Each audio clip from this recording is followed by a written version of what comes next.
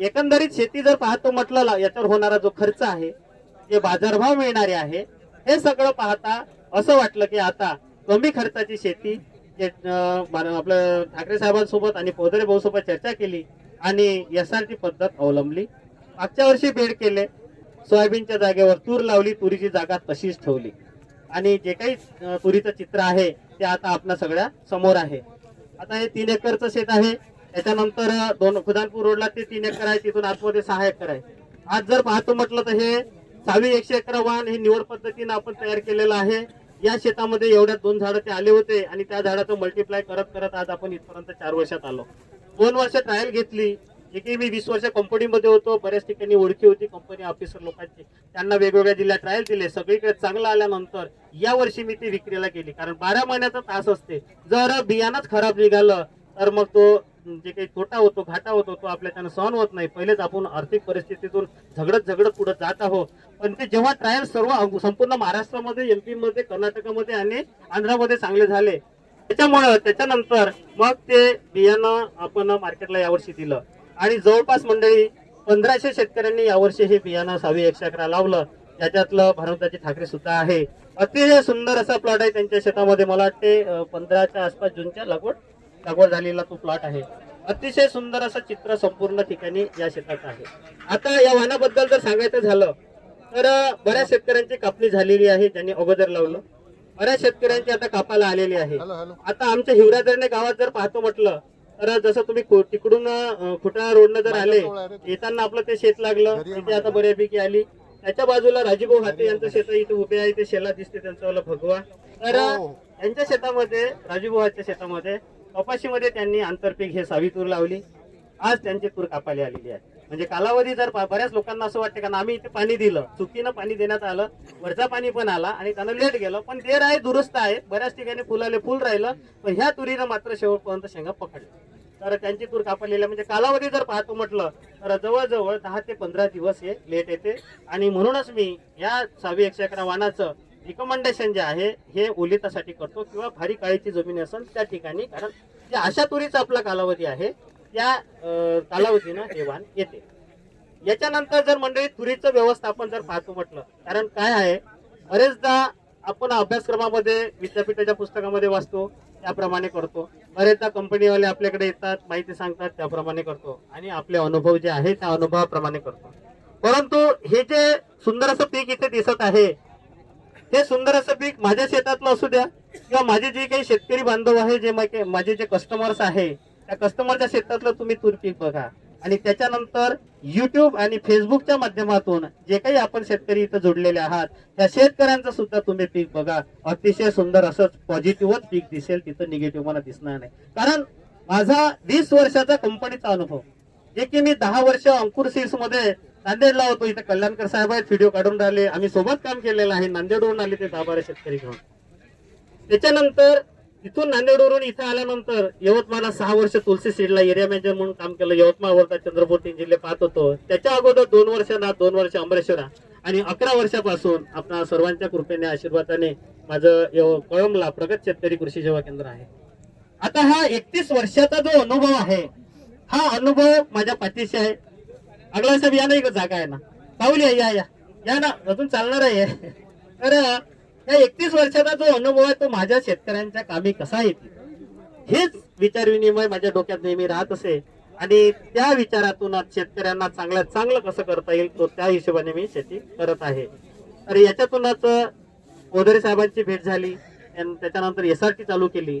नंतर जे तुरीमध्ये जर पाहतो म्हटलं मंडळी, सगळ्यात महत्वाचा जो विषय आहे तुरीच्या डेव्हलपमेंटचा.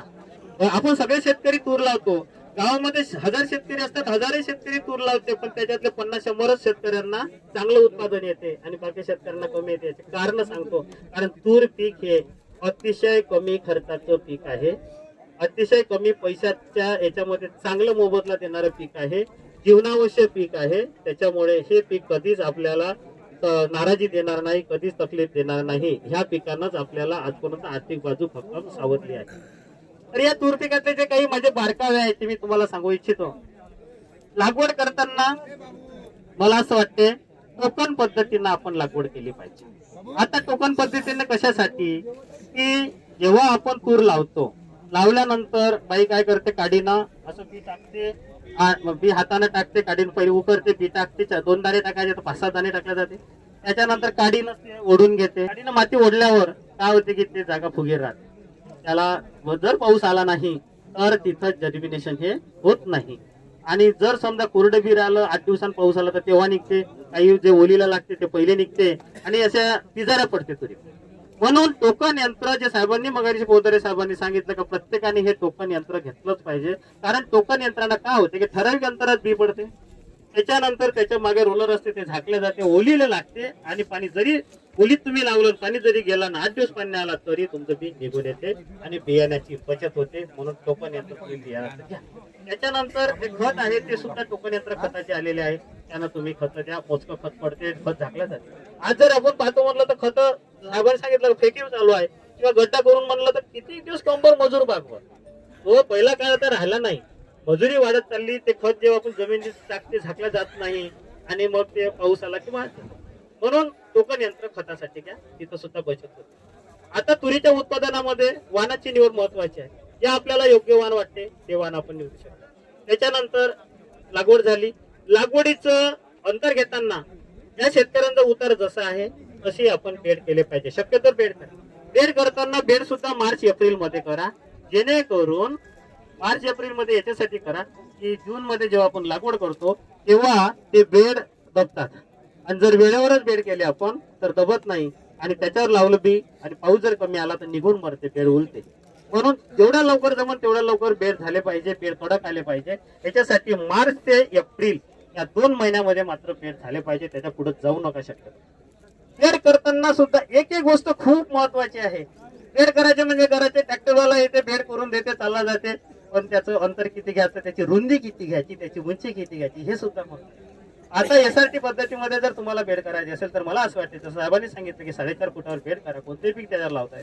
मग 4.5 फुटावर बेड म्हणजे बेडची जी रुंदी आहे ते जवळजवळ 2.5 फुटाच्या आसपास त्याची रुंदी आली पाहिजे. 2.5 पावणे 3 फूट आणि जवळजवळ 1.5 पावणे 2 फुटाची नाली आली पाहिजे. आपल्या भागात जर पाहायचं म्हटलं तर नाली राहते मोठी आणि बेड राहते लहान, आणि जास्त पाणी आला आणि उतारानं जर काही झालं तर पाण्यासोबत ते बेड फुटपाट होऊन जाते, बियाणं सुद्धा चाललं जाते. म्हणून ही काळजी घ्या. उताराच्या दिशेनं बेड करा. आणि जर उतार तुमचा उत्तर दक्षिण असेल तर फारच छान. कारण तूर पीक जे आहे याचं जे याला सूर्यप्रकाश भरपूर लागते. हिवाळ्यामध्ये हे पीक आपलं शेवरा फुलावर आणि शेंगावर येते. तर या पिरियड मध्ये सूर्याचं दक्षिणायन चालू असते. म्हणजे या दिशेने इकडून सूर्य निघतो, इकडे दुपारी राहतो, संध्याकाळी इकडे जातो. जर आपण अशी जे माझ्या शेतात लागवड आहे उत्तर दक्षिण दोन्ही बाजूने सूर्यप्रकाश मिळून राहिला, त्याच्यामुळे दोन्ही बाजूने जागा डेव्हलप झाली. पण जर आपण अशी पूर्व पश्चिम जर लावली काय होते, हे असं समजा हे अशी आता पूर्व पश्चिम दिशा आहे, तर याच्यामध्ये काय होते का इकडून सूर्यप्रकाश जास्त लागते, त्याच्यामुळे इकडून जास्त शेंगा लागते, इकडून शेंगा कमी लागते, कारण दिवसभर सावलीत राहते. म्हणून दिशेचं महत्व ते आहे. तर बेड आपण केले, लागवड केली, पण लागवडीच्या मागे जसं आपल्याला बीजनाशक जे म्हणतो 3 वर्षापर्यंत साहेबांनी सांगितलं, ते आपल्याला तणाचं बीजनाशक फवारायचं आहे. बरेचदा काय होते, आपण बेड पाणी पडते, बेडवर लावून देतो, सोबत तणही निघते, सोबत आपली तुरही निघते किंवा बाकीचं पीक निघते, आणि मग तणनाशक जर मारतो म्हणलं असेल तर पीक लहान राहते, जमत नाही. मग त्यावेळेस बेड निंदा लागते, निंदलेला बेड जीवच घेते, कारण त्याला पैसा खूप लागतो. म्हणून एक काळजी घ्या, एक लक्षात ठेवा की ज्या दिवशी आपण बियाणं आणतो त्याच दिवशी तुम्ही सोयाबीन आणि तुरीसाठी कांद्याचं तणनाशक घ्या, जे बीजनाशक आहे, किंवा पिंडामेथिलीन घ्या. आता पिंडामेथिलीन घेतो म्हणलं तर 400-500 रुपये एकर पडते. हे 100 रुपयात एकर भरचा आपला हिशोब लागून जाते. महिनाभर तण निघत नाही. ह्या शेतामध्ये मारलं मी, महिनाभर तण निघत, तर ते एक करा. त्याच्यानंतर तुरीमध्ये बरेचदा मर येते. त्या मरसाठी आपण पहिले जसा पोलिओचा लेकराला डोस देतो, पोलिओ होत नाही, अशासारखं ट्रायकोडर्मा आणि मेटॅरिझम ह्या 2 बुरशीचं तुम्ही ड्रिंचिंग करा. हे ड्रिंचिंग केल्यानंतर जवळजवळ 2-3 महिन्यापर्यंत तकलीफ होत नाही. पहिलं ड्रिंचिंग तूर हे 1 महिन्याची असल्यावर, आणि दुसरं जे ड्रिंचिंग आहे जेव्हा तूर शेवऱ्यावर सुटते त्यावेळेस असं ड्रिंचिंग. याच्यानंतर आहे खताचा विषय. तूर पिकाला असं काही खूप खत लागत नाही. सुरुवातीच्या काळात तर खत द्यायचंच नाही आपण. आता जसं जसं नवीन नवीन पद्धती येऊन राहिल्यात आपण तुरीला खत देतो, त्याच्यामुळे ते जमते. कारण सुरुवातीच्या व्हेरायट्या पण वेगळ्या होत्या, त्याला सहनही व्हायचं नाही बरेचदा. आणि खत देताना मला असं वाटते की पोटॅशयुक्त खत घ्या. पहिलं खत जवळजवळ 1.25 ते 1.5 महिन्यानंतर आपण द्यायचं आहे, पहिले देऊच नाही. पहिले जर खत दिलं तर तुरीची काडी सपाट्यानं वाढून जाते, फुटवे दूर दूर येते आणि जास्त फुटवे येत नाही. आणि तुरीला जर तुम्ही 1.25 महिन्यानंतर खत दिलं तर नॅचरली ते फुटवे जे आहेत ते खालून जास्त येते आणि कमी अंतरावरून फुटवे दिसते. आज ह्या तुरीला तुम्ही पहा हितभऱ्यावरूनच फुटवे दिसते किंवा फुटभऱ्यावर. तर 1.5 महिन्यानं खत द्या. त्याच्यानंतर जे कापणी आहे तुरीची ते 25 दिवसानंतर कापणी करायला पाहिजे. 20व्या दिवशी रोजदाराला सांगून ठेवा का बाबा आता इथून 4 ते 5 दिवसांना आपल्याला कापणी करायची आहे. कापणी करताना तुम्ही जे काही कटर मशीन आहे त्यानं करू शकता किंवा सुरुवातीला लहान राहते झाड हातानं सुद्धा पोटानं होऊ शकतं. आता कापणी करताना जे सुद्धा खूप महत्वाचा विषय आहे. बऱ्याचदा कापणी करायला आपण सांगतो रोजदाराला, रोजदार अंतर जर पाहतो म्हणलं 5 फुटाचं राहते झाडाचं ना आपलं डोळ्याचं, आणि कापता कापता मग एवढूसा 1 इंचचा शेंडा सुरुवातीचा गेला पाहिजे. कधी कधी काय होते का 6 इंच पण जाते, निघालेले फुटवे पण जाते. म्हणून आहे ना कापणी हे वरचा शेंडा झाला पाहिजे. दुसरी कापणी जी आहे तिथून 25 दिवसानं पुन्हा 25-30 दिवसानं 4 दिवस इकडे तिकडे काही फरक पडत नाही ते करायची. आणि कापणी केल्यानंतर बुरशीनाशक मारायचे. दुसरी कापणी करताना एक लक्षात घ्या, तो माझा अनुभव सांगतो की सगळे फुटवे आपण रोजदाराला सांगतो का बाबू सगळे फुटवे हे कापण्यात आले पाहिजे. आणि मग फुटवे तर सारखे राहत नाही, लहान मोठे फुटवे राहतात, जसे जसे वाटते तसे फुटवे. मग ते फुटवे वरचा फुटव्यासोबत सर्व फुटवे जर घेतो म्हणलं तर फुटभराची तूर कापा लागते. म्हणजे एवढाली तूर जे असते ते टोंगळभरच होत जाते. आणि जेवढी जास्त तुम्ही कापा तेवढी तूर लेट जाते. म्हणून मला असं वाटते की त्या रोजदाराला सांगा बाबू 50% आले तरी चालते, वरचे फुटवे घेऊन घ्या खालचे. कारण वरचा जरी तुम्ही फुटवा कापला तर खालच्या फुटव्याला पुन्हा जोर चढते, पुन्हा तेच चांगले येते. आणि त्याच्यानंतर बुरशीनाशकाचा वापर करा. आता राहिलं तूर जेव्हा शहरावर सुटते, आणि तोच खरा टर्निंग पॉइंट आहे तुरीचा.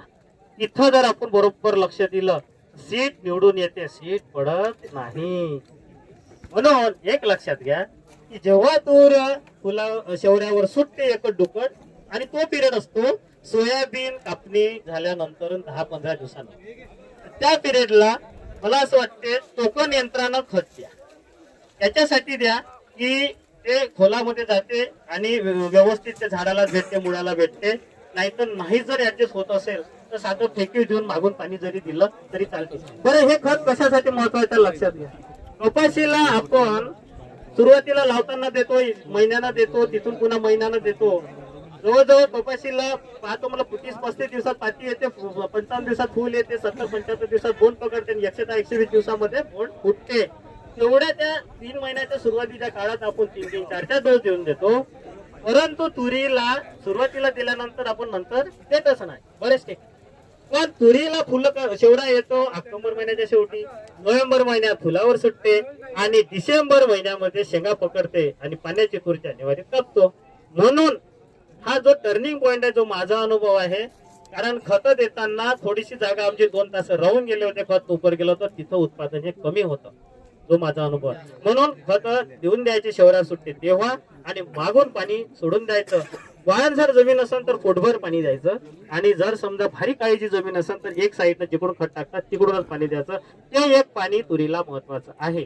त्याच्यानंतर पहिला शेवरा तपतो, पुन्हा शेवराचा त्याचा जो शेवराची काडी असते हे लांब होते आणि त्याला फुलं भरपूर येतात. त्याच्यानंतर जे पाण्याचं नियोजन आहे हे आपल्याला 75% फुल दबल्यानंतर. आता बऱ्याच जणांचं काय होतं, फुलावर सुद्धा कधी कधी पाणी देण्यात येते आणि नुकसान होते. फुलावर सुद्धा पाणी द्या, पण कुठे द्या, जर तुमचं पीक सोक मारत असेल, हलकी जमीन असेल, मुरमाड जमीन असेल, चुनखडी जमीन असेल आणि पीक आता सोक मारते, जसं आता आपल्या भागात म्हणजे पिंपळगाव वगैरे साईडचा जो भाग आहे तिथं फुलावर सुद्धा पाणी द्यास लागते, तेव्हा ते शेंगा पकडते, नाही तर झाड सोकून जाते. म्हणून पाण्याचं नियोजन अशा पद्धतीनं करा. आणि याच्यानंतर आहे सगळ्यात महत्वाचं शेवटचं, म्हणजे जसं लग्न लागलं पण आता शेवटी जर पाहतो म्हणलं तर काय म्हणतो आपण त्याला, उसंगीचा कार्यक्रम जो असतो जसा तो महत्वाचा आहे, तशासारखा आता हा सुद्धा कार्यक्रम फवारणीचा महत्वाचा आहे. कसं आपण सगळं केलं, लावून केलं, खत दिलं, शेंडे कापले, सगळं झालं, सगळी तयारी झाली, पण फवारणी करताना जर थोडी गडबड झाली तिथं पीक मार खाते आणि 25%, 30%, 50% उत्पादन कमी येते. काळजीपूर्वक ऐका, जो माझा अनुभव आहे, तूर पिकाला बुरशीनाशकाची खूप गरज आहे. कारण जेव्हा तूर फुलावर आपली सुटते म्हणजे नोव्हेंबर महिना, डिसेंबर महिना, या महिन्यामध्ये धुयारी धुके खूप असते आणि त्या धुयारी धुक्यानं आपला तुरीचं नुकसान होते. आता ही गोष्ट वेगळी की ही 6वी तूर धुयारीला तेवढी पोळी पडतच नाही, जसं तुम्ही ठाकरे साहेबांकडे पाहिलं असेल किंवा बाकी शेतकऱ्यांकडे जो माझा अनुभव आहे. तर तुरी पिकासाठी पहिल्या फवारणीपासून तर शेवटच्या फवारणीपर्यंत आपल्याला बुरशीनाशक फवारायचे आहे. फक्त एवढं की पहिल्या फवारणीत साधं बुरशीनाशक घ्या. 50% जेव्हा तूर आपण पहिला फवारा मारतो, जेव्हा तुरीला पानं गुंडाळणारी अळी येते तेव्हा, तर त्यावेळेस साधं बुरशीनाशक आधी एखादी गॅस पाजून घ्या, एखादी 12-0 घेऊन.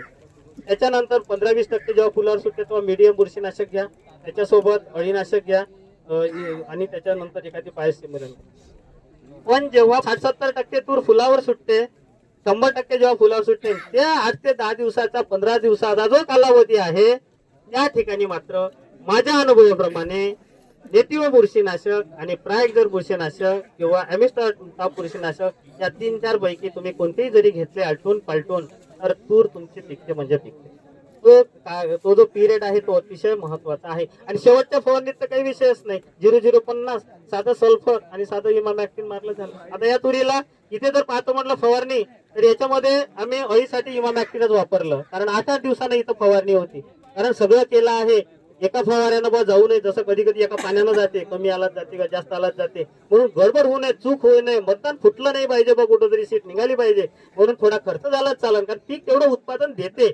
बरेचदा असा गैरसमज होतो का नाही बा म्हणजे फवारे जास्त होते बा, असं होते बा, पण उत्पादन बघायला लागेल ना आपल्याला. कारण आज कितीही जरी पाहतो म्हटलं, भारीचा जरी फवारा घेतला, किती भारीचं बुरशीनाशक घ्या आणि अळीनाशक घ्या, टॉनिक घ्या, 150 रुपयाच्या वर प्रतिपंप जात नाही. आणि 8 पंप जरी पकडतो म्हणलं तर जवळजवळ 100-1200 रुपये एक फवारा एका एकराचा. आणि 2च फवारे महत्व, 3च फवारे महत्वाचे, बारदिरी 36, बाकी दुसरे साधी सिंपलच आहे. म्हणजे 4 ते 5 हजार रुपये एकरी फक्त फवाऱ्याचा खर्च येतो. परंतु त्याच्यासाठी जर आपल्याला 10-12 क्विंटल 9-10 क्विंटल जर एकरी उत्पादन होत असेल तर ते करणं कधीही चांगलं, म्हणजे थोडंसं जमावाले जमत नाही. आणि याच्यामध्ये जसं अळीसाठी आम्ही इमामॅक्टिन वापरलं, त्याच्यानंतर फ्लॉवरिंगच्या स्टेजला जेव्हा तूर होती त्यावेळेस मेगाविटा वापरलं, त्याच्यानंतर जेव्हा फुल चलप पकडते तेव्हा विलवूडचं बॉन्ड वापरलं, नंतर मेगाफीडचं मी लोटस वापरलं. आणि शेवटी जेव्हा कन्व्हर्शन होत नव्हतं तेव्हा मॅजिक पॉवर म्हणून आहे, तुम्हाला जर पाहत असेल तर आता काही बदाण्याची इकडची जागा आता जेवण चालू आहे, इथे आता 4-5 दिवस झाले फुलच होतं, तिथे पुन्हा मॅजिक पॉवर वापरलं तर लवकर लगेच कन्व्हर्शन झालं. म्हणजे तूर पिकाचं नियंत्रण करताना आपल्याला चांगले पायस्टिम्युलन, चांगले बुरशीनाशक ना चांगले अळीनाशक असं जर आपण वापरलं, आणि ठीक आहे मी 8 दिवसानं वापरलं कारण माझी तूरच पीक होती, दुसरं पीक नव्हतं त्याच्यामुळं. पण कसं होते याच्यासाठी मी 8 दिवसानं वापरतो साहेब, ही अळी आहे, ढगाळ वातावरण आलं का लगेच माझी पतंग अंड टाकते, लगेच तिले काय माहित असते इथं फवारा मारला नाही मारला, लगेच अंड टाकलं त्याच्यातून अळ्या बाहेर पडते आणि खाते. हाती आलेलं पीक आपलं गेलं नाही पाहिजे. अळीसाठी फक्त इमामॅक्टिन. आता याच्यात जसं मी प्रत्येक फवारीत बुरशीनाशक घेतले, तुम्ही एक काम करू शकता, समजा पहिला फवारा साधा झाला, दुसऱ्या फवारणीत भारीचं बुरशीनाशक, नंतर 8 दिवसांचा फवारा मारतो, नका बुरशीनाशक घेऊ, 15व्या दिवशी बुरशीनाशक घ्या ना तुम्ही, 4थ्या फवारणीत घ्या, 3ऱ्या फवारणीत घ्या, असं करा. म्हणजे 2 भारीचे बुरशीनाशक, 2 भारीचे टॉनिक आपले 15 दिवसात आले पाहिजे. पण अळीसाठी इमामॅक्टिन मात्र 8व्या दिवशी गेलं पाहिजे. किती स्वस्त झालं आहे होते आता, त्याची काही म्हणजे किंमतच नाही राहिली. आता कोराजन बिराजन जर पाहतो हे बऱ्याच कंपनीचे स्वस्त आहे. तर अशा पद्धतीनं मंडळी नियोजन करा, नियंत्रण करा. आणि जो हा SRDचा विषय आहे, हा SRDचा विषय मात्र तुम्ही करा. माझं सुद्धा असं झालं, जसं बोदरे साहेबांनी सांगितलं होतं की घरून आपल्याला विरोध होतो, पण मला विरोध झाला नाही, कारण माझ्या घरी माझ्यावर इतका विश्वास आहे का मी करील ते पूर्व दिशा. नाही घरची बाई पण म्हणत नाही आई बाबा पण म्हणत, कारण मी त्यांचा विश्वास सार्थ करून दाखवला आहे जे काही मी करतो. आणि याच्यामध्ये काय झालं की आम्ही ठरवलं, जेव्हा फेसबुकवर पाहिले व्हिडिओ बोदरे साहेबांचे, दादा चंद्रशेखर भरसावळे यांचे, आणि नंतर बोदरे साहेबांना मी बोललो, आणि नंतर मग घरी विषय हा मांडला. कारण कोणतीही गोष्ट करतो आम्ही, छोटी जरी गोष्ट असेल तर घरी सगळ्यांचा आचार विचार घेऊन आम्ही गोष्टी करतो. तर त्यावेळेस आईचं तर मला एवढं पडलं तर पैसे वाचून राहिले म्हणल्यावर एकदम खुश झाली. कारण आईचं म्हणजे कसं जुने लोक आहे, एक पैसा जमून त्यांनी दिवस काढलेला आहे, आणि त्याच्यामुळे हा सगळा विषय झालेला आहे. तर याच्यामध्ये तिला जेव्हा सांगितलं की बा वाही नाही, नांगरणी नाही, पंजी नाही, रोटावेटर नाही, आणि पावसाळ्यातली दवण नाही, अरे एकदम मस्त जमलं म्हणे, ते बैल नाही आपल्याकडे, काही नाही, अगो ट्रॅक्टर आणा. आणि 2-4 वेळा काय झालं, आमच्या स्प्रिंकलरचे पेन तुटले गेले, त्याच्यामुळे त्याचं तिले दुःख, माणूस लावा खड्डा करा, भेटत नाही माणूस. तो एक विषय. बाबा म्हणे एकदम चांगला तू करते ते चांगलंच आहे. झालं. घरच्या बाईले म्हणलं ते म्हणे तुम्ही करता ते चांगलंच आहे. मग आम्ही उन्हाळ्यात वाही केली नाही. पण जेव्हा मे महिन्यामध्ये अक्षरशः सांगतो मी तुम्हाला, कारण मोकळं बोलणारा माणूस आहे, माझ्या पोटात काहीच पटत नाही आजपर्यंत. जे काही तुम्ही माझे युट्यूबवर फेसबुकवर व्हिडिओ पाहिले असेल सगळ्या गोष्टी तुम्हाला एकच दिसल्या असेल. आणि बऱ्याच शेतकऱ्यांनी सांगितलं की शेतात आल्यानंतर की जसं आम्ही युट्यूब फेसबुकवर व्हिडिओ पाहतो साहेब तसंच इथं चित्र दिसते. नाही तर बरेचदा काय होते की आम्ही पाहतो वेगळं आणि जेव्हा शेतात जातो तेव्हा नाराजी होते. आपलं जे आहे ते खरं पुरं आहे, कारण जास्त दिवसाचं माणसाचं जीवन नाही आहे. तर त्यावेळेस काय झालं मंडळी की इथं आल्यानंतर जेव्हा ह्या कुंटावर मी आलो, इथून शेत लागते आणि शेतामध्ये रस्त्याचे शेत पाहिले एकदम मस्तपैकी रोटावेटर गिटावेटर मारून चांगले काळे आणि कचरा यांचे शेत मी रोडनं पाहिले. आणि एक सांगतो तुम्हाला, सगळ्या जणां कृपया मला भेटल्याशिवाय जाऊ नका पर्सनली, कारण आपण फेसबुकद्वारे फोन तर माझा दिवसभर चालूच राहते. घरचे लोक माझ्या परेशान आहे, हे सवत होय का म्हणते तुमची, कारण कंटिन्यू फोन चालू, घरी वेळ नाही. तर सगळ्यांनी भेटून जा, इथं आहेच आपण दिवसभर, आरामशीर जा, सगळ्यांनी भेटा. तर मंडळी जेव्हा मी या कुंटावर आलो तेव्हा पाहतो तर शेतामध्ये दिसला माझ्या घसाटा, कारण फुटले जे होते ते उभेच होते, वाई नव्हती, कचरा आलेला होता. आणि म्हटलं घरी गेल्यावर सांगितलं बाबाजी आता वाई करू जाऊ द्या, एसआयटी बिसाटीच्या भानगडीत पडू नये. म्हणलं बरं दिसत नाही वावर पाहत, कारण लोक यायचे दुकानामध्ये अधून मधून वसुली बिसुली घेऊन. अरे तुम्ही वाईच नाही केली, सारे गावाच्या अगोदर तुम्ही गडबड करणारे माणसं, अडगड्या माणसं, तुम्ही काहीच केलं नाही का? काय तुमचा प्लॅन आहे काय? मी त्यांना एकच सांगायचो का मला सध्या लोड घ्यायचंच नाही, शेतीमध्ये उरून काही राहिलं नाही, त्याच्यामुळे आता बघू पुढं काय करायचं ते. पण जेव्हा बाबाला सांगितलं, बाबाने नाही आई तर पहिले म्हणे राहू दे, पैसे वाचते ना, तिचा एकच विषय, जुन्या लोकांचा तोच विषय राहते, आपण खूप खर्च करतो काही वाटत नाही, त्यांचं एकच का पैसे वाचते म्हणजे चांगलंच आहे, ठीक तसंच ठेवलं. त्याच्यानंतर 25 मेच्या जवळजवळ मेच्या शेवटी आपल्या इकडे पाऊस आला आणि त्या पावसाला तण खूप निघाले. 25 जूनला मी तूर लावली, त्यावेळेस टोंगो तण निघाले होते अक्षरशः. पण लावलं त्याच्या मागे कांद्याचं तणनाशक आणि मिरा 71 मारलं आणि त्यामुळे काय झालं की पूर्ण तण गेले आणि तूर चांगली निघून आली. फक्त एक चूक झाली, केनाकरंजी आमच्या शेतामध्ये खूप होता, तो मेला नाही, पिवळा पडला, मोठा झालेला केना लहानपणी लहान वरते, त्याच्यामुळे आम्हाला पाया लावा लागला त्या केनाकरंजी वेचासाठी, बाकी वाईचा खर्च नाही. अशा पद्धतीनं हे एसआयटीची साहेब आमची सुरुवात झालेली आहे. आणि संपूर्ण 12 एकर, जसं तुम्ही 28 एकरवर एकदाच केली अशी पूर्ण 12 एकर केली, कारण तजून गेला माणूस. आज शेतीमध्ये पिकून राहिला नाही. यावर्षीची हालत पाहतो, कोणी रोटावेटर मारले सोयाबीनवर, कोणी 2 क्विंटल 3 क्विंटल 4 क्विंटल, उरलं नाही, हिशोब लागला नाही. त्याच्यानंतर जर पाहतो म्हटलं तर कापसामध्ये जसे बोंड दिसे तसं कापसाचे उत्पादन नाही. तुरीमध्ये जर पाहतो म्हटलं जसं दादानं सांगितलं, या वर्षी बऱ्याच ठिकाणी बघा आमच्याही गावामध्ये तूर वाहन कोणतंही असू द्या, जे की दिवाळीच्या पिरियड मध्ये जो पाऊस झाला त्या पावसामध्ये तुरीचं पीक महिनाभर लेट गेलं. ऑक्टोबरच्या शेवटी जे तूर शेवऱ्यावर सुटायला पाहिजे ते तूर नोव्हेंबरच्या शेवटी शेवऱ्यावर सुटली, त्याच्यामुळे हे लेट झाली. पण दुष्काळात 13वा महिना झाले म्हणतो तूर फुलावर तर आली. बरेच लोकांचं म्हणजे म्हणणं होतं, बरेच फोन मला यायचे, पहिल्यांदा हा शब्द मी ऐकला की तूर फुटून नाही राहिली. संत्र्यात ऐकलं होतं की संत्रा फुटून नाही राहिला, मोसंबी फुटून नाही राहिली, पण लोकांचे फोन यायचे साहेब तूर फुटून नाही राहिली, काय करायला पाहिजे? पाणीच इतकं होतं, जोपर्यंत तानच पडणार नाही तोपर्यंत तूर फुलावर येणार नाही. तर त्याच्यात काय झालं, मग तूर कशामुळे फुटली नाही की पाणी ओल जास्त होती. मग ठीक आहे, त्याचा पिरियड ओल जशी तुटली तशी तूर फुलावर आली. फुलावरही जशी इकडून तूर फुलावर सुटली तर जे काही हलके वाहनसार जमिनी होत्या, ज्या काही थोडेसे अर्ली लवकर येणारे वाहन होते, किंवा एका शेतकऱ्याच्या शेतात एकच वाहन आहे, समजा चारू वाहन आहे किंवा ग्रीन गोल्ड 100 आहे किंवा 6वी वाहन आहे, एकच वाहन आहे पण 2-3 शेत आहे, त्यांनी 3 शेतात लावले. एका शेतात चांगल्या शेंगा पकडल्या आणि एका शेतात पाहतो फुलच आहे. अशी परिस्थिती यावर्षी आहे. किंवा त्याही ज्या शेतामध्ये तूर फुलावर आहे तिथं सुद्धा काठाकुटानं बांधानं चांगली तूर लपकली आहे आणि मात्र मधात पांत फुल आहे. याला कारण झालं, इकडे तूर फुलावर सुटाशी आणि इकडे अतिशय थंडी कडाक्याची सुरुवाशी. अशी थंडी आपण तुरीवर फुलावर कधीच पाहिली नाही. पण हेही एक लक्षात ठेवा, जरी आज फुल असेल, आमच्या शेतात सुद्धा तसंच होतं. आज आमचं शेत, एक जे शेत आहे गोंडडी नावाचं 6 एकर, तिथे सुद्धा आज 60% शेंगा पकडलेले आहे आणि 40% अजूनही फुल आहे. परंतु जे वाटत होतं, जे चर्चा होती, जाणारे येणारे आपण कानासा घेतो की बा आता पाणी दिला मग लेट झाला तुरी, नाही व यावर्षी गोंडे पकडणार आहे, फुलच दिसणार आहे. परंतु योग्य फवारणी आणि योग्य नियोजन आणि तूर पीक काय कधीच मारत नाही, एवढं मात्र लक्षात ठेवा. त्या कपाशीवर बोंड येईन, बोंडसड येईल, काही होईल, सोयाबीनवर येलो मोजॅक येईल, कोणता चारकाल रॉट येईल, कोणतं काही होईल, पण तूर मात्र मारत नाही, पाण्याची तूर मात्र. आणि मग योग्य फवारणीनं आज हे चित्र तुम्हाला इथं दिसतच आहे. आणि ते जे चित्र आहे त्या शेतातलं समजा जे काही 40% फुलं आहे ते सुद्धा आता चलप पकडलंय, 10-12 दिवसात भरणार. फक्त एकच लक्षात घ्या, मी सुद्धा युट्यूबच्या फेसबुकच्या माध्यमातून सांगत गेलो की जेव्हा तुरी लेट जातात त्यावेळेस म्हणजे डिसेंबर मध्ये ज्या फुलावर सुटतात त्यावेळेस मात्र शेंग माशीचा प्रादुर्भाव जाणवतो आणि हे शेंग माशी मुलन मुकन करते. पण मी जबाबदारीनं सांगतो 100% की तुम्ही जर ह्या पद्धतीने मी सांगतो तशी फवारणी जर केली, मुलन मुकन तुमच्या शेतात अजिबात होणार नाही. आता डिसेंबर पासून जेव्हा तूर आपली फुलं म्हणजे फुलावर जे लेट फुलावर येते डिसेंबर मध्ये जानेवारी मध्ये हिला शेंगमाशी जाणवते. आम्ही तर जेव्हा मार्च महिन्यात फुलावर सुटलेल्या तुरीला मागच्या वर्षी रोपी तूर होती आमच्याकडे ते 10 क्विंटल एकरी पिकवली, अजिबात फुलं नव्हतं. का? एवढं हे जे शेंगमाशी जी आहे ती एवढी गुणाची आहे, साध्या इमामॅक्टिन कोराजन जर पाहतो म्हटलं तर आपली बारीक अळी मरून जाते, मोठी अळी मरते. बरोबर आहे? हे एवढीशी माशी शेंग माशी मरत नाही. हिला पाहिजे आहे रस शोषण करणाऱ्या किडीचं औषध, म्हणजे जसं असाटाप आहे, मोनो आहे, तुमचं निंबोळी अर्क आहे, कॉन्फिडर आहे, असं औषध. हे तर आपण तुरीवर मारतच नाही, कारण तुरीवर बा चुटा येतच नाही. फक्त हे पहिलं वर्ष काय वर्षी मावा दिसला कुठं कुठं, काळा मावा बऱ्याच ठिकाणी होता. तर असं म्हणून आहे ना, जर समजा तूर लेट गेली तरी घाबरू नका. तूर बिलकुल टिकूनच जाईल, काही देऊनच जाईल.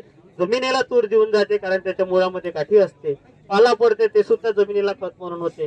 दाणे जे आहे ते आपण घेतो, कुटार जे आहे ते जनावराला देतो, अशासारखं मूळ सुद्धा जमिनीला मिळते. तूर देऊनच जाणार आहे. आजपर्यंतचा इतिहास आहे.